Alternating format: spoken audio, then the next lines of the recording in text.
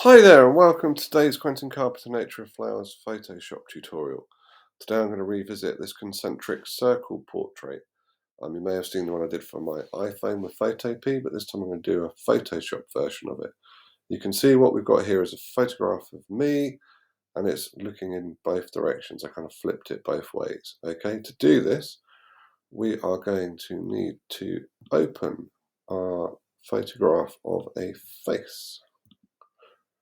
Once we've got our face, we're going to need to make it black and white if it isn't already. So we're going to go to Adjustments and Black and White. Click OK, and we've got a black and white image. Then we are going to need to place a picture of some circles. So we've got some pictures of some concentric circles that we've saved here.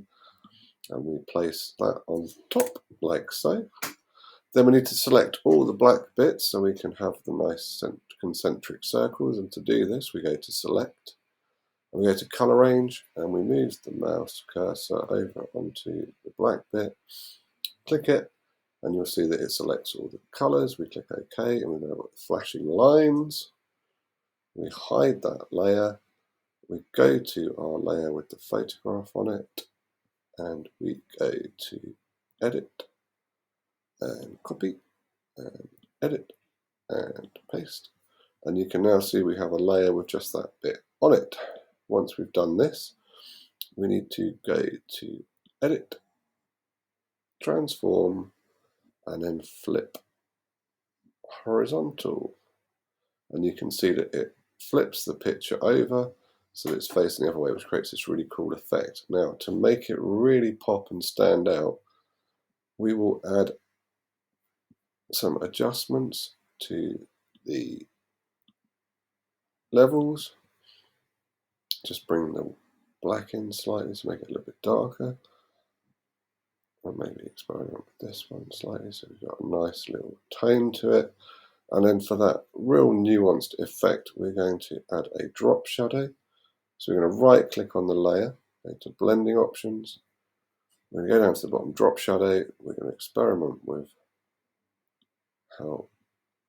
which angle we want our drop shadow to be at, and we will click OK, and then you can see we've got a nice little shadow. It looks like it's cut out, like it's been cut out of paper, and it creates these really weird optical illusions because it's like we're not really symmetrical, and when we put ourselves together in this way it looks very unusual. Okay, that's one way of doing it. You can also go to Edit, Transform, and you can flip it vertically. You have this really odd looking image where you kind of like got one upside down and one the other way around. So there you have it. Lots you can do with this technique. Several artists have done similar things. And yeah, have fun experimenting and enjoy looking at these different techniques. Okay, thank you for watching. If you've enjoyed this video, pop over to my channel. There are many other videos all about Photoshop, etc.